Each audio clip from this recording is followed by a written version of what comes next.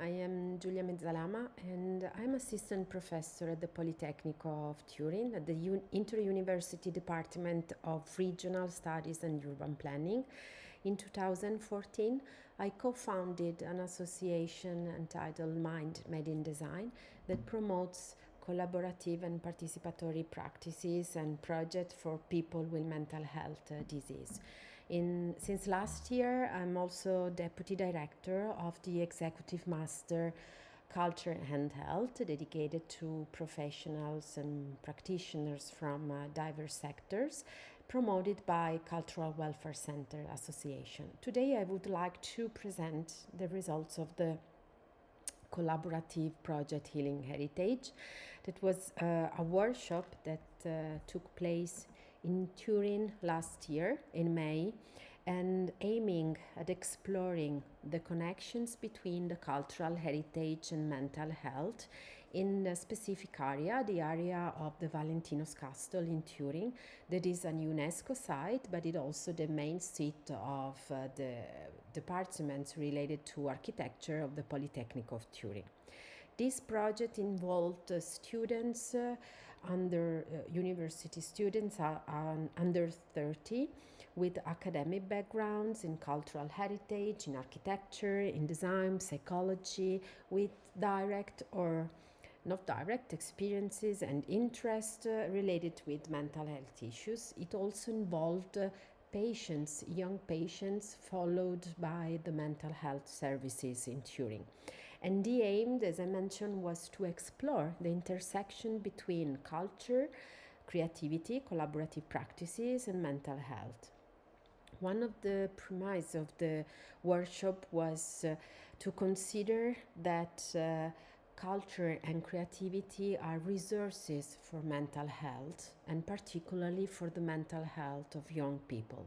This premise is, of course, at the core of the international studies and researches in the last, let's say, 2 decades. We have to acknowledge that in the recent pandemic experience, along with the other crises that characterize the instability of our time, has, let's say, accelerated a social phenomenon that now represents one of the most significant global challenges of our time, that is the mental health of young generation. We know that the European report Beyond Lockdown, the pandemic scar on young people, promoted by the European Youth Forum in 2021, highlighted that the impact of the pandemic on young people was disproportionately greater than on other social groups, with an even more significant increase among those who were already in marginalized situation. Over the past 2 decades, as I mentioned, parallel to the rise in mental health issues among young people, there has been a growing interest in the role of culture and creativity, in the role of the arts in improving the well-being and the mental health of individuals, and particularly of young people. In Italy in 2020, was created and launching the Center of Expertise related to culture and health, entitled CCV Cultural Welfare Center, that promotes researches, activities, also educational programs related to the connection between culture and health. And further reflection on the contribution of culture to the mental health of young people emerged, for example, from the Youth Mental Health and Culture initiatives of the European program Voices of Culture. You can see here the final result, that it was a report that confirmed the existence of a rich amount of cultural initiatives and expertise related to the well-being of youth and related to culture. As I anticipated, the Healing Heritage Project involved more or less 30 individuals, young adults, from across the national territory, from across Italy, with diverse academic backgrounds in diverse disciplines: design, architecture, cultural heritage, and of course psychology. And the workshop was structured according to a methodology developed by the Mind-Made in Design Association since 2014, with the contribution of diverse experts and professionals from cultural sectors and also from the health sector. And this methodology is based on participatory approaches and co-creation activities, and with the aim of exploring the connection between the value of cultural heritage and the well-being of individuals. And the edition of this Made in Design workshop was related to exploring the connection in the area of the Valentino's Castle. That was a significant area because it's not just the building, but it also related to the historical park that was designed in 19th century. It is part, it was the bigger park, public park of the city of Turin, and it is of course part of the value and the heritage of this area. So participants were divided into 3 groups and guided by designer,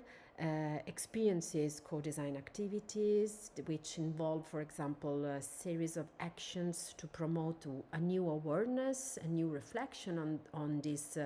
heritage context, and also to develop the capacity to design and to design how to transform it and how to narrate it in a diverse way. This initial activity of the workshop began with a sort of team building that was particularly interesting because it was related to using an artistic practice, the dance, that is conceived within the methods of the dance well, that is, as I said, an artistic practice that promotes the dance, particularly in heritage space, particularly in museums, but let's say in a heritage context. It was created to include people living with Parkinson's disease, but is also now used with other targets people. And so it was the first wave to explore this, in particular the courtyard of the Valentino's Castle, by dancing together. In the following days, the participants worked in group to co-design, as I say, new solution, a new way to achieve a new understanding of the Valentino's Castle as a driver of mental well-being. One of the projects, the results from the activity of the teamwork, used a sort of combination of analogical and digital tools and techniques to realize a new critical map, a new design of the Valentino's Castle, and particularly of the noble floor of the Valentino's Castle, the ones with the more interesting and beautiful rooms with frescoes and a lot of historical narratives and so on. And so the activity that was experienced by participants aimed to create a new way of experiencing, a new way of living this noble floor, using the technique of the counter mapping. The counter mapping is a technique that is used to represent in a diverse way the space where we live in, but also to shape it in another way. It, in this context, was used to research a new sense of place, which is one of the key factors in understanding how people interact with their environment and also how they recognize and respond to the new contemporary understanding and values of the place. And so this is the image showing the results of the new counter mapping, the new critical mapping that was realized by doing individuals journey, individual tours, collecting drawings, photos, words, suggestion, collecting diverse point of view, and with the final aim to create a new critical, a new emotional maps, a new counter map. Another output of this project was to collect this diverse point of view, and to realize a new digital narrative of the Valentinos Castle that is completely different from the one I presented, the Noble Floor, that enhance a new perspective, new point of view, and new element that the participants considered relevant by doing their journey. And I would briefly show you this result.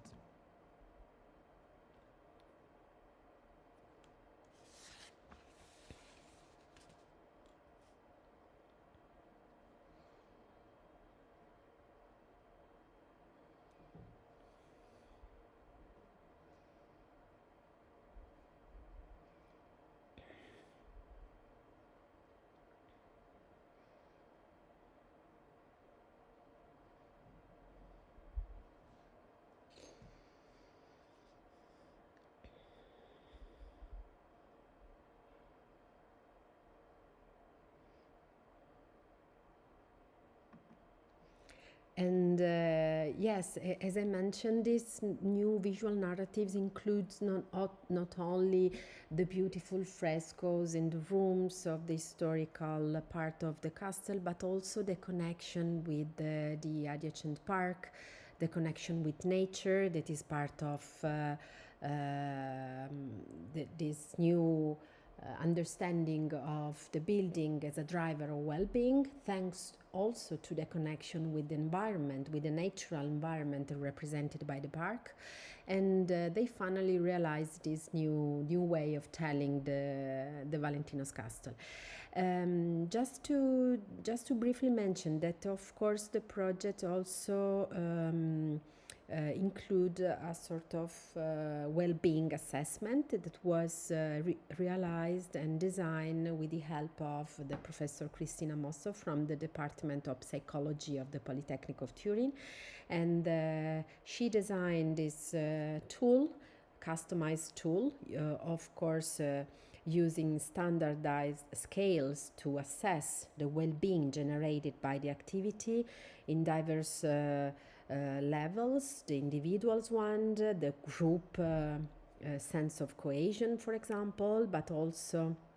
the satisfactions with the project, perception of psychological well-being, and so on. And the results show that during the activity, people were really able to experience positive emotions, and also to change their idea on the mental health issues in a positive way. And so fighting this, it was a good way to also to fight the stigma and prejudice against mental health issues. And so we finally the participants were able to experience these positive emotions, and so as indicated by the prevalence of positive results related to the emotions, and of course also considering the importance of the participatory activity, the idea of working together as a means of establish new relations and new positive emotions.